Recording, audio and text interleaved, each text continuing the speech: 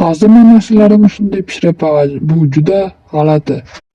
Va shuning uchun men dunyodagi eng katta pechkani qurmoqchiman. Uni shu yerga qurmoqchiman. Siljib tura olasanmi?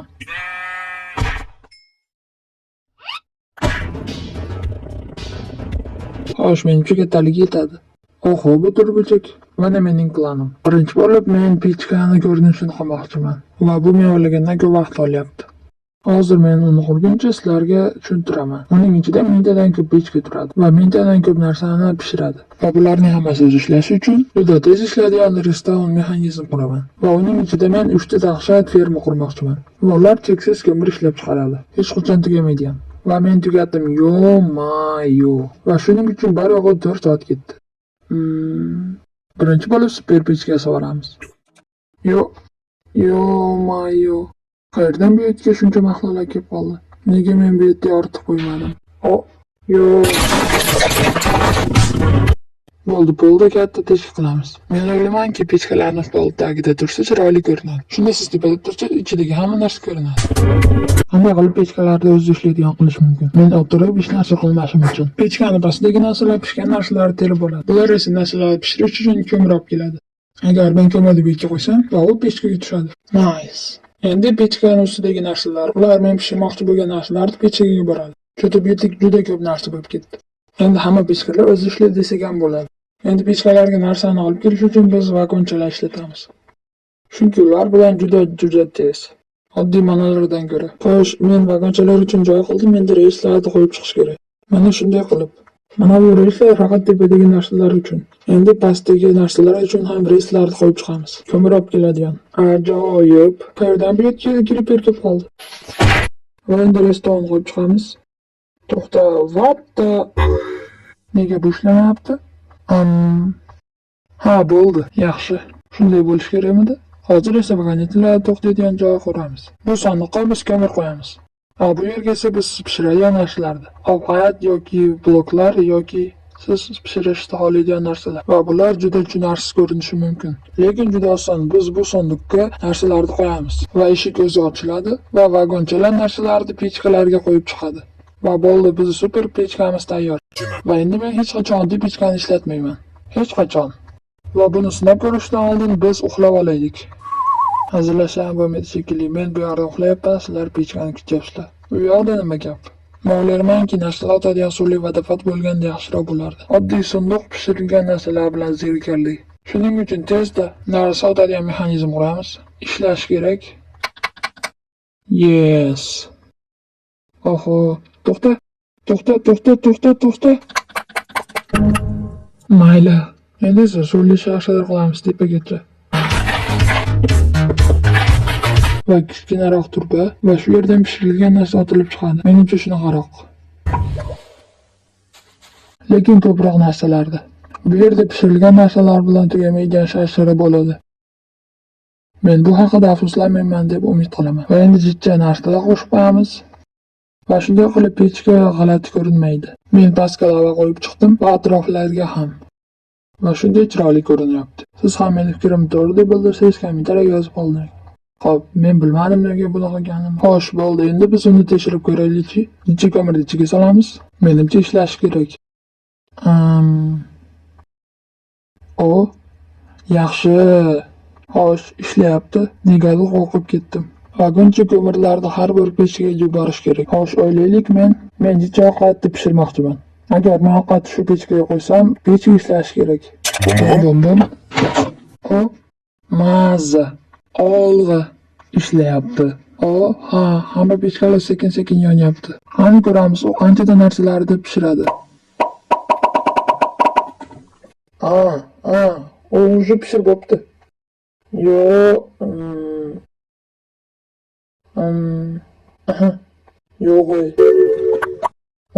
Hamma qat уже pishib bo'ldi. Va bu 15 sekund vaqt oldi.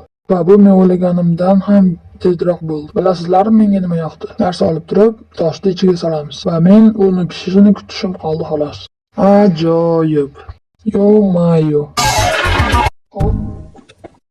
To'xtab qoldi. Nega u to'xtab qoldi? Hali beri hammasini pishirib qo'yilmadi-ku. Faqat u buzilib qoldi deb aytmanglar. Yo'q, yo'q. Bu yerda ko'mir tugab qoldi va bu narsa mening esimdan chiqib qolibdi. Mening planim manaqa. Mayli. Meni planim manaqa. Biz superbechani qurdik, endi ko'mir tugamasligiga hosil qilishimiz kerak. Va shuning uchun men shu yerning o'zida ko'mir beradigan zavod quraman. Birinchi qatorda oson ferma bo'ladi. Uni men bittadan 100 ta narsani pishirish uchun ishlataman. O'rtasini esa 1000 ta narsa uchun. Va mana oxirgisi va uning uchun men 100 ming ta narsa pishirish uchun ishlataman. Bittada. Va siz u yerda nima bo'lishida hayron qolasiz. Oson ko'mir topish yo'li bu bambuk. U juda tez o'sadi va uni birpasda ko'p qilsa bo'ladi. Va men u yerda narsalarni olguncha like va podpiska bosishingizni iltimos qilmoqchi edim. Va u fermada uchadigan narsa bo'ladi. Va shuning uchun shliz olish uchun ferma shlizni yuborib olaman. Va albatta bambuk.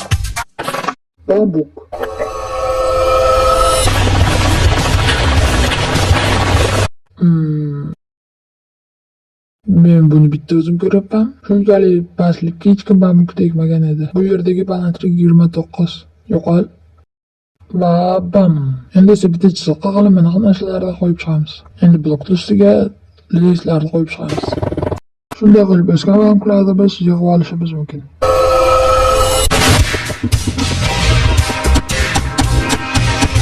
Reyslar tepasiga joy qurib qo'yaman. Va shu joyga bambuk ekilgan bo'ladi. Va bam. Bambugimiz yerdan chiqib ketmasligi uchun oynakli devor quraman. Ajoyib. Hamma bambuklarni ikkitadan oldin uchadigan mashina quramiz.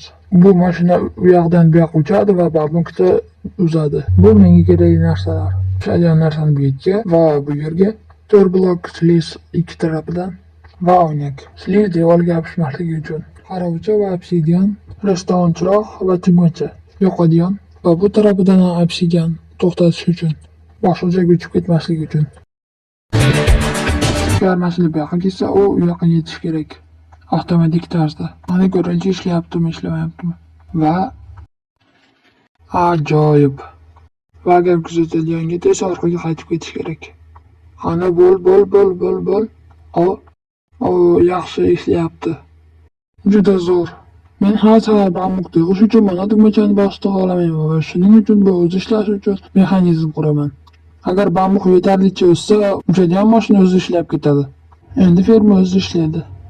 Va bu hayotimni juda yaxshilaydi. Bambuklarni olamiz va ekib chiqamiz. Hech qachon bambuk sochli deb o'ylamagan edim, tushunmadim. Qayerdan uning sochi? Endi shu vaqtdan boshlab bambuk o'sadi va endi bambukni oladigan joyda quramiz. Sunduqlarni qo'yamiz va mana narsalarni chiroyli ko'ryapti. Jicha dekor qo'yamiz, leshnisni qo'shamiz, lukchalar. Ajoyib. Shuncha so'mda ketadi deb umid qilamiz. Va endi jicha shu turamiz va qancha bambuk olib kelishini ko'ramiz.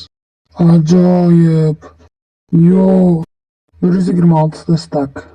Birinchi ko'mir fermamiz tugadi. Bu ferma juda ko'p bambuk olib kelar ekan. Men sizlarga aytmoqchi edimki, keyingi fermalar 500 marta yaxshiroq bo'ladi bundan ko'ra. Va bizda bular poloslar. Orangizda ko'plari polosni ko'mir qilib ishlatsa bo'lishini bilmagan edingiz. Ularni olish juda oson va tez. Va polos fermasini qurish juda oson. Men aytdim, avval yopishqoq bo'shun qo'yamiz va 6 blok siliz, 6 ta blok siliz. Dengiz koralli pastga va poloslar tepaga. Bu polos emas va mana shunday poloslar. Keyin oson restoran mexanizm quramiz va keyin uni shunchaki yoqamiz. Bam. Nice. Yo'q, mana bunga qarang. Ulardan juda ko'p. To'xta. Yo'q. Ha, ferma juda yaxshi. Mening planim shundan bitta emas, shu devorni to'ldirib chiqish. Shunaqa fermalar bilan va ko'rib olamiz qancha polos chiqishini. Umid qilamanki, shu ferma kompyuterimni buzib qo'ymaydi deb. Bizga juda ko'p varonchalar kerak. Spoiler, men bu video davomida varonchalarni mana bu narsa deb aytganman. Endi videoga qaytaylik. Sunduqlar, porshunlar va jicha dengiz korallari. Birinchi bo'lib yoquvchi borish kerak. Men bilmayman nima bu yerga gapirishni boshlaganim.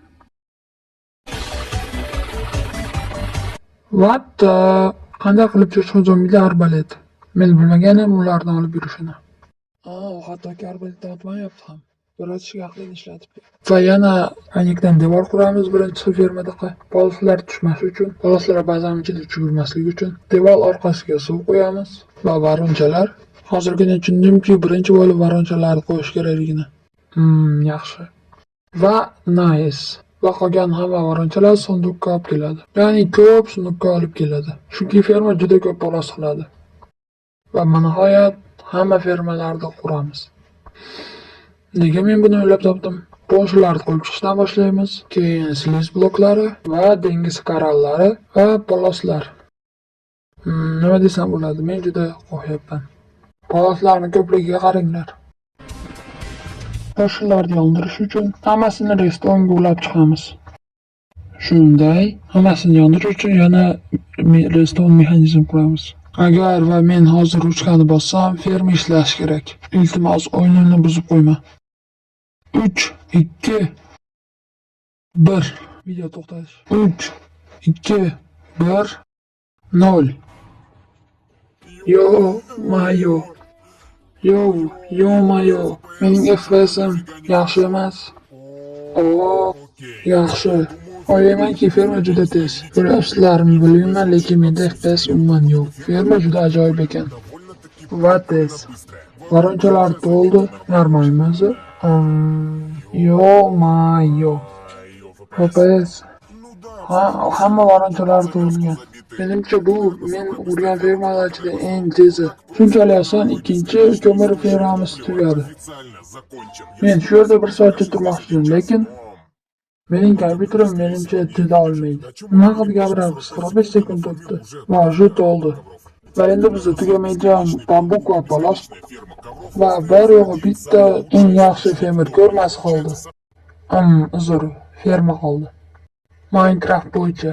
Chunki bitta shu narsa to'liq bir stak narsani pishirib bera oladi. Bitta narsa. Ikki restorani o'g'irlaymiz va milliard bulardan bam va shu narsadan chopib olamiz. Nima deb aytilishi esimdan chiqib qoldi. Kapelniklar.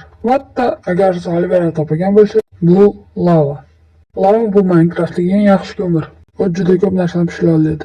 Men xohlaymanki biz lava fermasi juda katta bo'lishini va biz juda ko'p lava olishimiz uchun. Bunaqa maket. Bu narsa 2 daraja. Hozir hamma narsa uchun narsa ko'rinishi mumkin, lekin yaqinda tushib olasiz. Borshini qo'yamiz, kuzatuvchi qo'yamiz va albatta restoran. Bu narsani har bir urishda qaytarish kerak.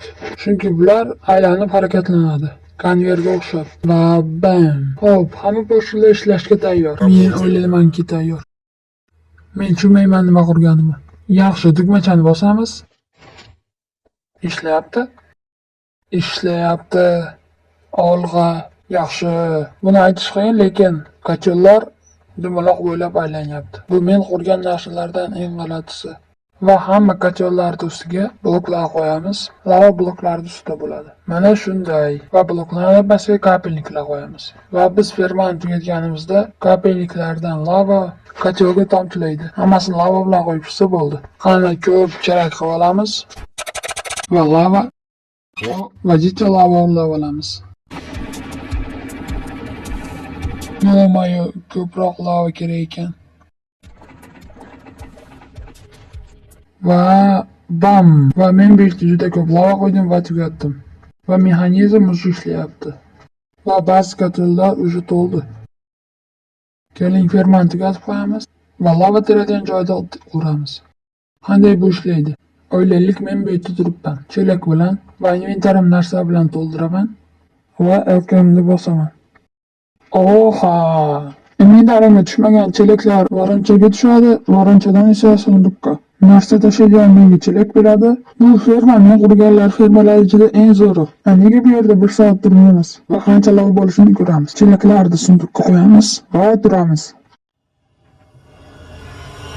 Bari 10 minutda va o'sha sanduqlar to'ldi. Ferma men o'ylaganimdan ham tezroq ekan. Hamma bu lavalar bilan biz mingta narsalarni pishira olamiz. Ajoyib. Endi bizda 3 ta ajoyib ferma bo'lgandan keyin va ajoyib pechkamiz. Bu pechka endi kuniga 100 mingta narsani oson pishira oladi. Va endi men hech qachon oddiy pechkalarda ishlatmayman. Agar sizga shu video yoqqan bo'lsa, 100 like yoqsangiz, men keyingi videoni qilishni boshlayman. Yana ko'rishguncha xayr.